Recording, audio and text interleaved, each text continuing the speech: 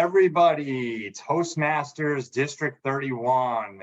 I am Christian Alston. I am your District 31 Public Relation Manager for the 2023-2024 Toastmasters year. And we have a treat for you tonight. This is the first episode of the District 31 Club Close-Up Series.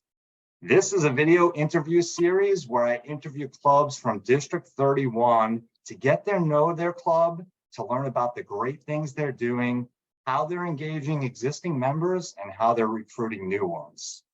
For our inaugural episode, I'm meeting with the Toastmaster Club from Quincy Toastmasters Club.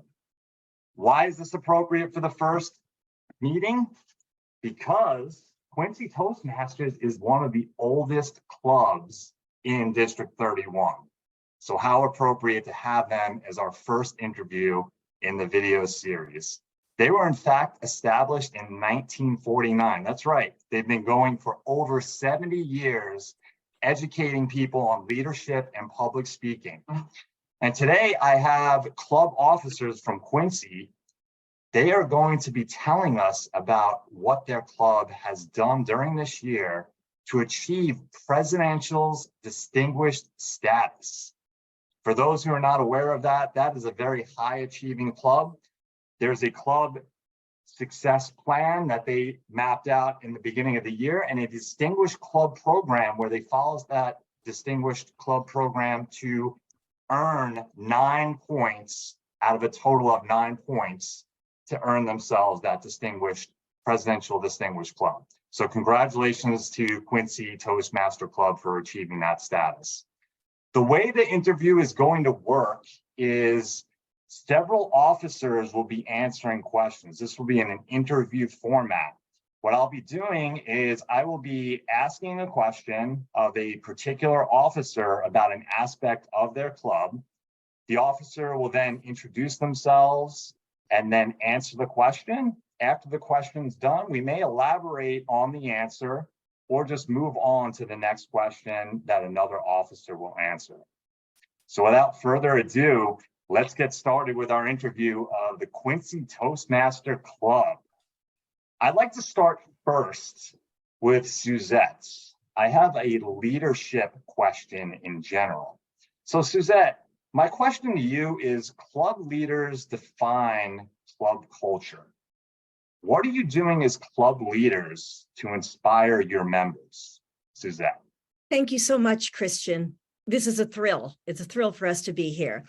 I would say first and foremost that we inspire by example and role modeling, whether it's the first warm welcome a guest receives to role modeling how public speeches should be done. And we actively draw out new members to participate by creating a safe and fun environment. We're lucky enough to have members who are kind, sensitive to the needs of others. And I've been actively involved since 2014. And I know it's strange to say this, but I've never really witnessed control freaks or run amok egos in such a large group. And I think that like attracts like. You know, you tend to bring in people who are like you. And I think that the members are people who want to succeed. They understand the fear involved in public speaking, and they really reach out to new friends. Now, some of the specific things that we do to inspire members is that we actively throw the speech ball around. We're always encouraging the new members or the more reserved members to speak. And it's not the same people talking all the time. For example, I or another officer or another member might approach someone new or a little on the shy side and say, hey, I'd love to hear your icebreaker. Or how about if you take a new role next week? We held a speech-a-thon for new members only, and for those who have not spoken in over a month. And we did away with all the small roles, and we did only speeches and evaluations. It gave a lot of opportunity for new people and the more shy members to catch up with the others. And I think in any club, you have to recognize that it's very easy to overlook the more quiet or the brand new members. And I feel that an invitation, a direct invitation, makes them feel recognized. It also gives them permission. And last, I would say that we adhere very strictly to time limits. We start promptly at 7:15, and believe it or not, we often end before 9 o'clock, the designated ending time. And we do meet weekly.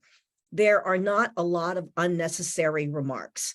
And I feel that we all feel that it comes down to a matter of respect. We respect everyone's time. They want to learn, and we do not waste their time.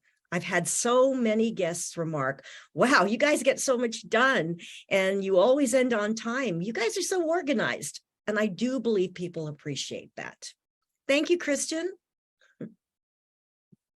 Thank you so much for that, Suzette. And that's part of Toastmasters, right? It's time management, sticking to that agenda, something that's less talked about within meetings, but respecting people's time. And that's part of being a leader as well, sticking to that agenda and making sure that you're not going over. The one thing I'd like to ask you is throwing that speech ball around. I love that expression.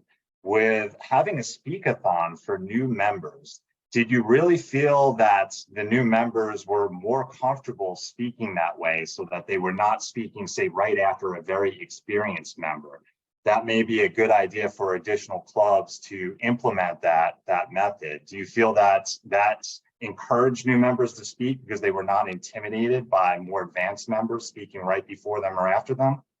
We do feel that that was a dynamic that really helped them along, because frankly, when you have such great speakers who've been longtime club members, it is kind of scary to get up there. But if they know that they're with their peers, their new member peers, they feel more comfortable. And there's a little spirit of competition among them that I think is created, which I think is really good. And truly, our membership, which we probably average about maybe 20 members a meeting, we're all so encouraging. And, afterwards, we talk to them, we appreciate them. They feel really good. They feel like they're getting something for their money. And let's face it, I think a universal need is we all want to belong. We do. Great. Thank you for that, Suzette. And 20 plus members per meeting, that's impressive. You get a lot of variety when you have that many members, and that's why that's the minimum threshold that Toastmasters sets to charter a new club. Moving on now to an education question. I'd like to ask Scott, our VP of Education for the club. This is a couple of part question, Scott. Your club, the members, they completed 16 pathway levels. Congratulations for that in the Distinguished Club program. That is quite an achievement, earning 5 out of the 6 education points in that program. How are you encouraging members to, A, give those pathway speeches to achieve those education points? And after the members give the speeches, there's that additional challenge of completing those projects in base camp so that your club is officially recognized in getting those education DCP points. Over to you, Scott. Thank you very much. My name is Scott Susi. I was honored to be the VP of Education this year for Quincy Toastmasters. Excellent question, Christian. We did have a lot of people complete levels. Most significantly, we had 2 people who actually finished all 5 levels in their path. So it was a huge accomplishment. However, I think what I'm most excited about is our newer members, how they really became engaged in our club. And that's reflected by having 14 different people actually give icebreaker speeches this year, which is a tremendous accomplishment. It really goes back to how warm and welcoming the atmosphere is. As soon as somebody new walks in, they're immediately welcomed by our members. They feel comfortable. They feel they belong, like Suzette said. So I think that goes a long way in having people be comfortable. When it comes to giving pathway speeches, there's 2 different paths for that. There's our newer members who may not feel comfortable getting up in front of a group of people. And we have some members who are eager. They jump right in with both feet. They're ready to stand up there, ready to give their speeches, ready to take on all the roles, which is great. It's nice having people who are enthusiastic, energetic like that. But that's not everybody. I know I wasn't the same way. So we have some newer members who are a little more reluctant. So that takes encouragement. It takes making them feel welcome. That speechathon that Suzette talked about was a tremendous idea to make sure they're not feeling intimidated. It's getting them up to give smaller roles, whether it's acting as a listener for the meeting or giving a thought of the day, whatever, just to get them up in front of the crowd, getting used to speaking. It's a little more of a different problem when it comes to our more experienced members.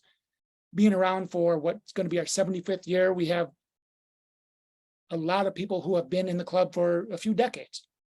And I know I joined just before we shifted over to Pathways. And there's some reluctance on a part of those people to actually embrace the whole Pathways concept. I'm still working on having people actually choose their path.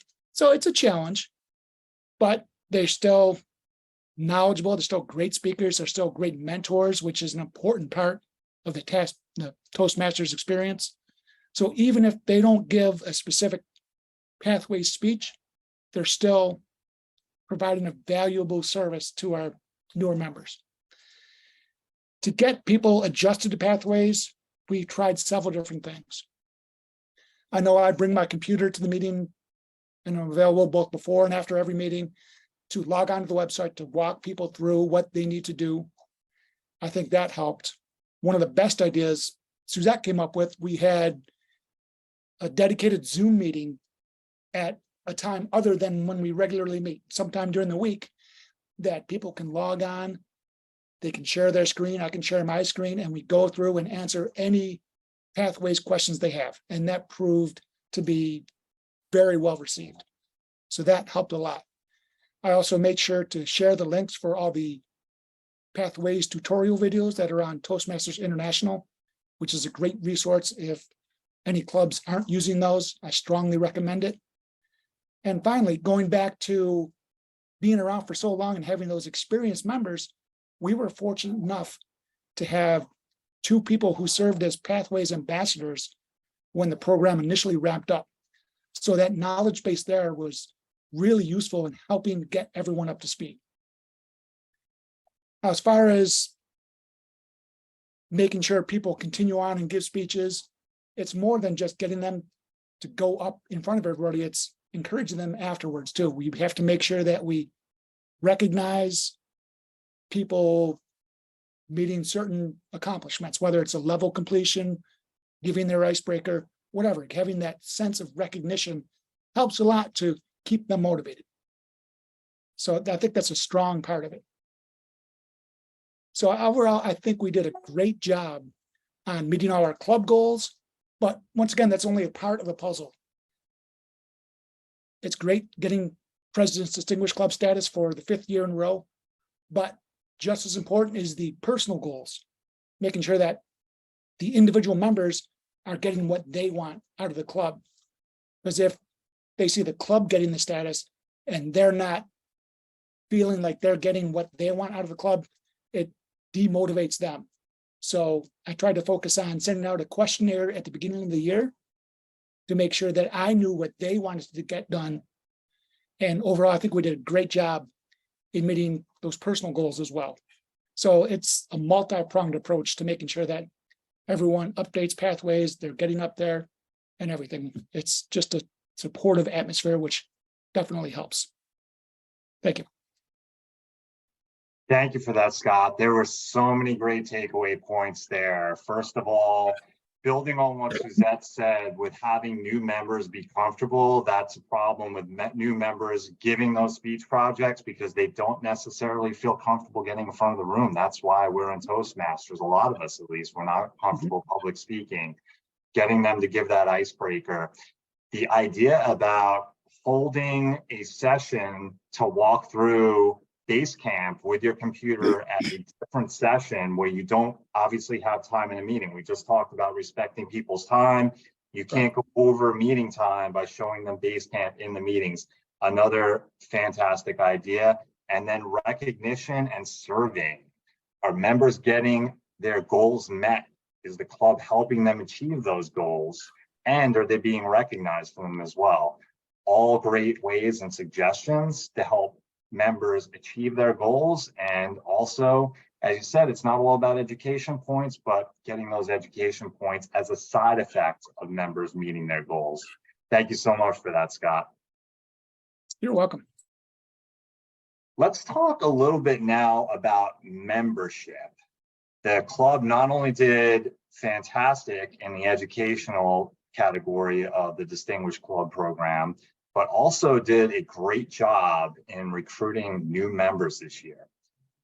The Quincy Toastmaster Club, they recruited 12 new members. That's right, 12 new members this year.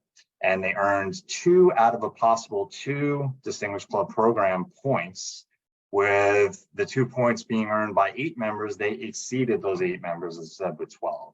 So I'd like to ask Mark, our VP of membership, a few questions related to that.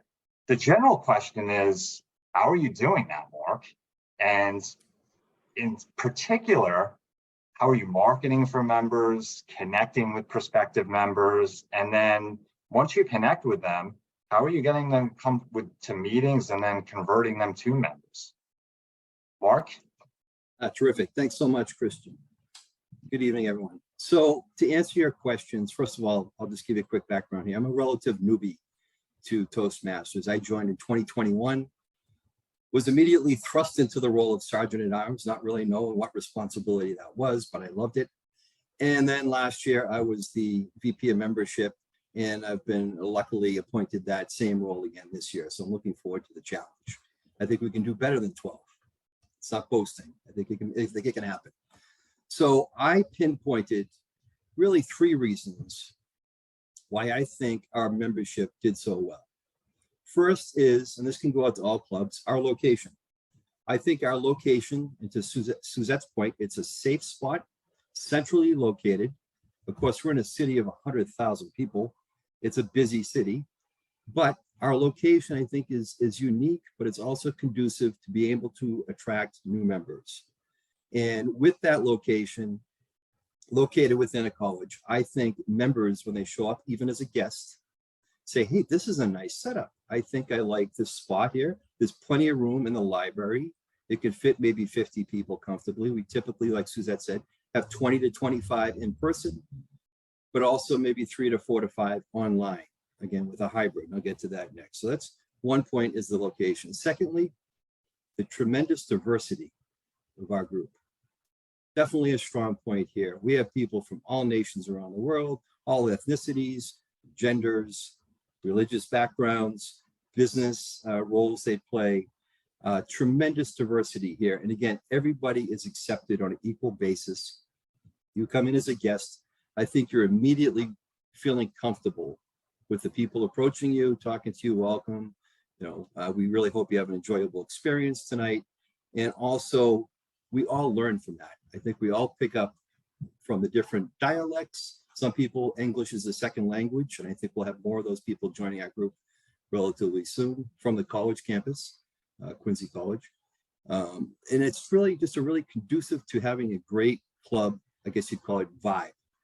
The vibe is there because of the diversity of the group, the different experiences in our lives, the stories we tell, some very colorful, but another element is the humor and the lightheartedness of the whole group. I think that plays a key role. It's not a stodgy, serious group of people. We might have 30 people there, but no one's taking themselves too seriously or putting pressure on you. So I think that's a really terrific characteristic of our club also. And finally, on that point, the best points for membership attraction is the hybrid option. We had a decision to make post-COVID, and some members wanted to go strictly with in-person. And I know some clubs still probably are working just remotely, but we have that blend. So if you're a busy professional or a working mom or anything along that lines where your time is very tight, this is a great option. Even some of our members who can't make it to a regular in-person, when they're there 9 out of 10 times in person participating, they can still say, I can still join the meeting tonight. And it's a terrific option, I think, the hybrid, even though we don't get a lot of usage out of it. But if a storm hits or anything along that lines, we can immediately flip to Zoom. We still get a good turnout. And that's another great benefit. And I think that helps us retain and attract members, is the flexibility of your attendance. You might be somewhat shy or reluctant to join in person, but if you know you can just jump on the Zoom screen, which you're usually on all day long with work, it's not a big ask. So I think that helps us in that regards too. As far as attracting new members, our primary vehicle is really just grassroots. It's some of the members within the club. They might bring in a neighbor, a friend, a family member, mention it to a business associate, come on for the next meeting and get pulled in, or voluntarily go with that person to come in and meet the group. I think that's one of our primary ways we attract people, but also through the website. We're pretty diligent returning inquiries about the club. And we'll say, please join us for the next opportunity. Sometimes we'll see them, and then sometimes it's delayed. We'll see them at a later point, but we always get back to them quickly, let them know that we've got your message. We know what you want to do. We'd love to have you. And I think that's another part of getting people to step into that new membership arena. Connecting with prospective members and also getting them to a meeting is the key thing here too. So some of the people that are in our group have brought in other members. Some are bringing family members, husband, wife. You know, we had a couple of situations there. Co-workers, it's a great mix. So we really don't have one specific targeted strategy for attracting new members. It's amongst many different opportunities, but mostly it's a grassroots connection.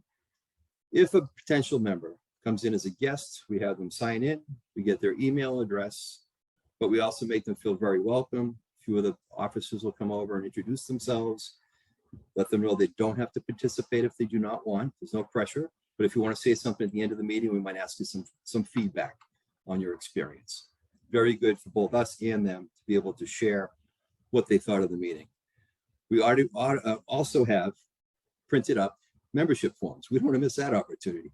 So if somebody's ready and willing to go, they can sign up that night. They don't have to wait for an email to follow up or jump online. So we can do it right now.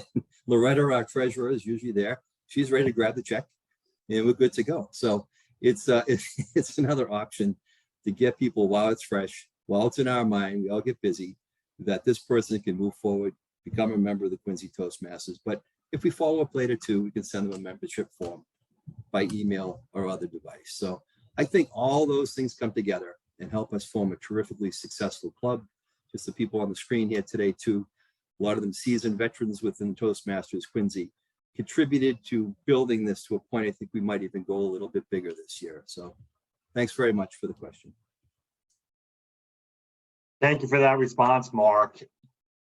The grassroots movement, I've heard this from many clubs as well. The best part of marketing, if you have somebody that attends that you are friendly with, that you respect, and they tell you you might want to attend a Toastmasters meeting, you'll probably listen to them. And if you don't go, maybe they ask you a couple times, you say, you know what, if they're asking me this many times, I should probably check out what Toastmasters is about.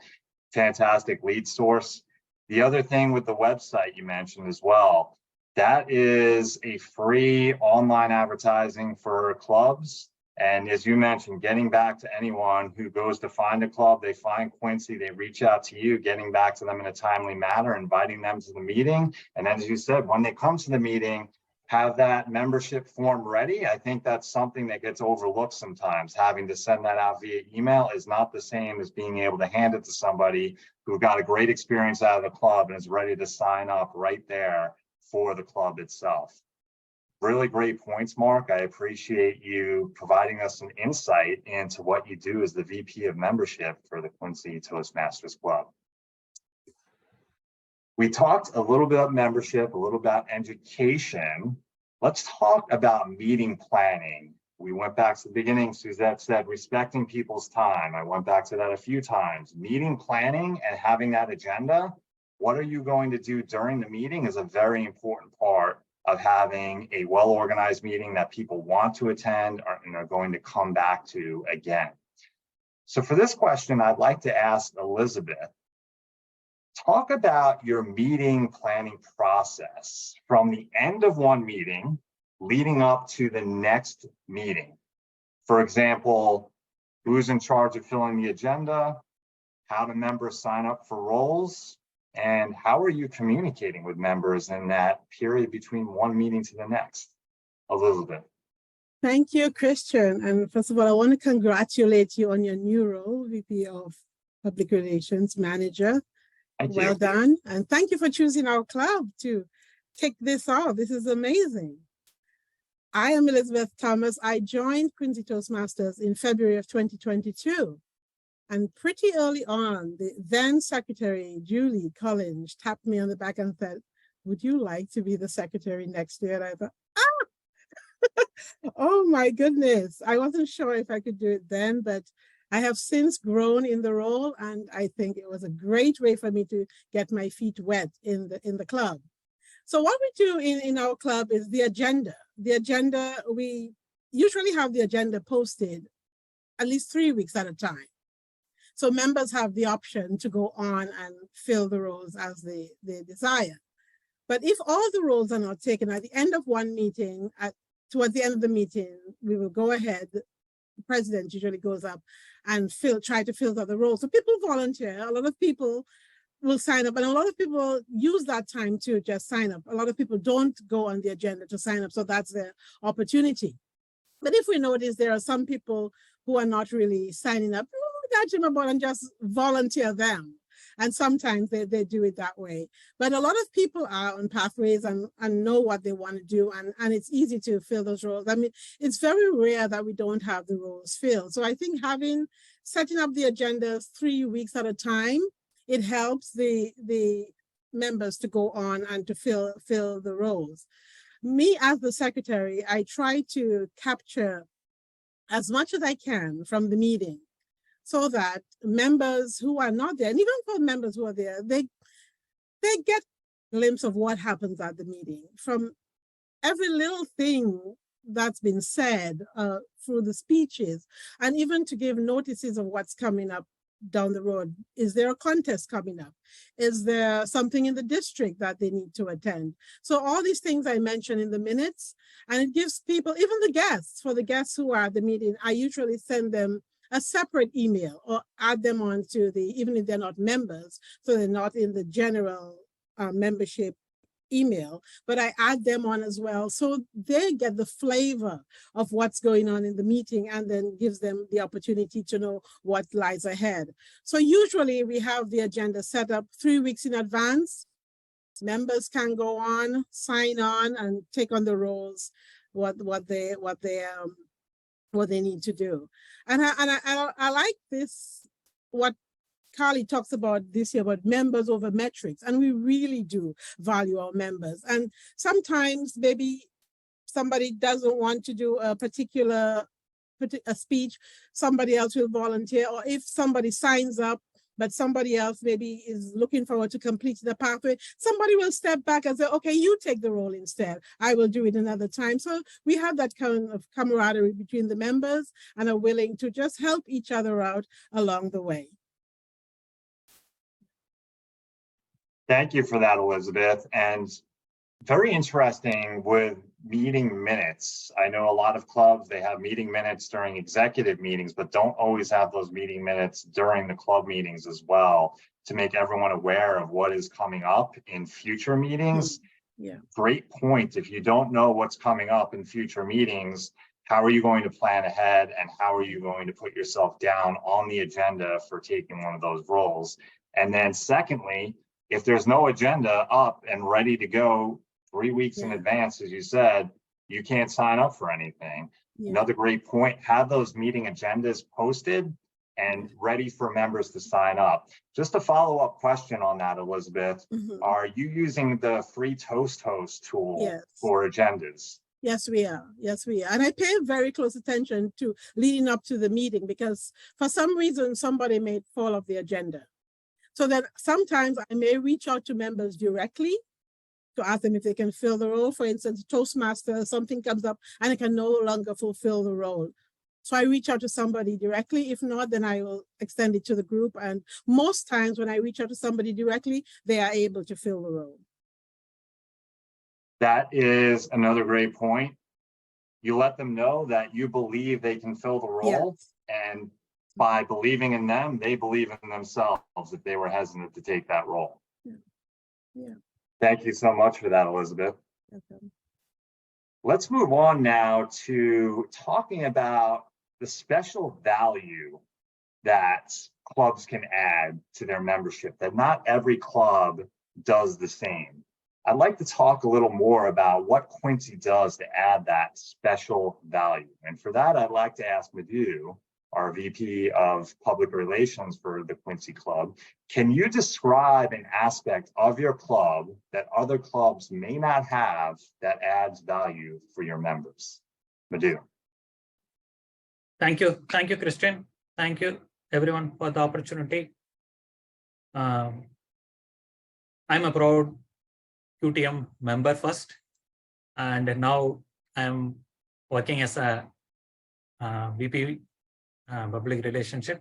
If you're a proud member, you always be proud to show the world what we are doing. So if you want to buy an Apple product or an Tesla or Ford, you don't need marketing. Likewise, our club has lot of talents, lot of seasoned Toastmasters. So for example, Roger, I think he's with Toastmasters for 50 years. There are more people like Brian Conley, Joe, Thomas Mickey, Loretta. They are more than 20 years. When you have these many people with lots of knowledge, it's easy to market. So if you come to our Toastmasters, we have a Navy veteran, we have a writer, we have a real estate agent, we have a professor, we have a client partner, manager, so on. Even the marathon runners were there. We are, as our VP membership said, we are one of the diverse clubs which I have ever seen. We have people from Caribbean to India to everywhere. So for me, the marketing is easy. From marketing perspective, so we are doing a concentrated marketing. By concentrated, I mean we concentrated on Facebook and newsletters. So we are not doing it in every platform. Instead, we do concentrate on Facebook and Instagram. So every week, for winners, we give the badges. We take photos and publish it in the Facebook page. And every quarter, we publish a newsletter, which has a lot of items. So tonight is one of the day where I'm going to publish the June 2023 newsletter. I will send a copy to you after this meeting. And we do a lot of recognitions. So every year we give the Toastmaster of the Year and also the most improved, who improved in that particular calendar year. We give the award. That's one of the nice awards. And thanks Loretta for printing that award. That's one of the, I got one award maybe 3 years back. I kept it in my home. My parents are so proud to see that. And so that small things make a lot of impact. And we have summer and winter parties. So we learn for the entire year, and also we celebrate in winter and also in summer. In summer party, we have some activities, and we capture each and every moment. That will be part of the newsletter. Anyway, I'm going to share that. You will feel that. And also, if any member is leaving our club after, we make sure what they did and present it in the newsletter, or when they travel to different locations, we made sure that they are part of the newsletter. Each and every achievement is recognized, its celebrations, everything is captured in newsletter and also in the Facebook. In Facebook page, new guests come, they see our Facebook page. We kept it in an excellent status, which means we respond immediately within hours. And through Facebook page, we get guests who will probably become the new members. And also, even some people from the other clubs who just want to attend one meeting, they will reach out to me for the meeting invites and other things. We will ensure that they're getting it before the meeting. And also we had a joint meeting last year during I think it's one of the COVID wave. Everyone is having virtual, only we are seeing our faces. So that time we were able to had a joint meeting, and we were able to meet a lot of people, and we were able to see what the other club was doing, and we were able to incorporate one or two things from that. And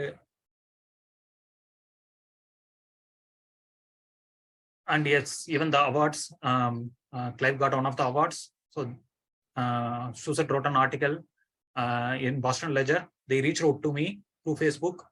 I should not say to me, to us through our Facebook page. And he was awarded a Smiley Award. And we are engaged, and we are trying our best to make sure that each and every individual in the club is recognized, motivated. Motivation in the sense through posts and other things, they are doing each and every small thing recognized. Thank you so much, Madhu. And just a question about your Facebook postings. Are you, as the VP of PR, are you monitoring that and replying back? Is that your role as well? Yes. Okay. The other point, there's so many points there. Everyone watching the video, make sure you rewind this video and listen to everything Madhu said, because you may think that creating that newsletter, creating Facebook, you have to do above and beyond and go out of your way.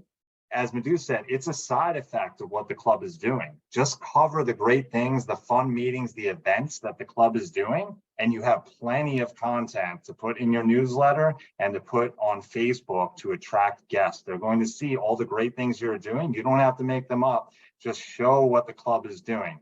Some fantastic ideas for others as well. Joint club meetings, get together with another club in this virtual world. You can join another club. They don't have to be geographically close. Host a joint meeting with them. Have different evaluators, different speakers that you're not used to having. And then what I really like to do was the fact that you said you have these winter and summer events, and you cover those in the newsletter as well. What better to have a fun time in a Toastmaster meeting than to have a specific winter or summer event, and then you get content to cover and show the world what the club is doing in your newsletter or on social media. Thank you so much for sharing that, Madhu. Thank you. I will send you the latest newsletter tonight to you. And when you send the newsletter, we will post a link to that under the video on the District 31 webpage as well, that the video is posted on. So thanks for that. Well, I'd like to continue on forever talking about what the club is doing, but we have to come to a conclusion at some point. And for the conclusion, I'd like to welcome Elizabeth Thomas, the incoming president, or now the new president of the Quincy Toastmaster Club, to wrap up the interview today. I'd just like to ask Elizabeth, we covered a lot of content here. Are there any concluding thoughts that you'd like to leave other Toastmasters with? Elizabeth.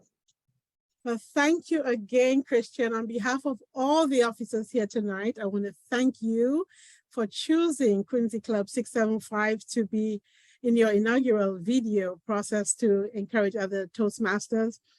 We are looking forward to a fantastic new year. This is a new board coming up along, full of ideas, full of vitality and zest. We are on to celebrating 75 years. January 1st, we will turn 75, our silver jubilee. And I know we are going to have lots and lots of content for the newsletter. We are looking forward to growing our club even more, as you've heard tonight. We are a magnet for new members. And I know I already have 4 people in the wings coming in as new members. I have been using this opportunity to visit other clubs because we are not meeting during the summer. Today at 1:30, I was in Tottenham, England for a club. I visited Dominica, Grenada, and Copley Toastmasters. So I've been looking around at the different clubs to see how people are doing and to see what new ideas we can bring to our club, our already great club, to make it even greater. We are looking forward to a great year ahead. Thank you so much. I'm looking forward to collaborating even more with the Fab Four, because I know you all have a lot of ideas for us to help us to grow our club. Thank you so much. If anybody wants to reach us, our email is quincytoastmasters@gmail.com. Our website, 675.toastmastersclub.org. I'm sure you'll put that at the bottom of the video. We are welcoming. We are ready to have new members. Come find us. We're here just waiting to help you develop. My pathway. I got this in the mail on Saturday, my Pathfinder Award. I am so excited. I know we have lots of other members who are going to complete their pathways and do the same. So thank you so much. On behalf of all of us, thank you, Christian. This was a great, great interview. Thank you so much, Elizabeth. And thank you everyone for joining tonight, being an inspiration to other Toastmasters District 31 and beyond. Remember some of the things we talked about tonight. Visit Quincy Toastmasters. Even if you're not local, they have the hybrid option. Maybe you're in England and you want to visit Quincy Toastmasters. The diversity, the fun, feeling comfortable, all aspects that Quincy Toastmasters has to offer. Again, thank you all for joining tonight, and I wish you the best Toastmaster year ever.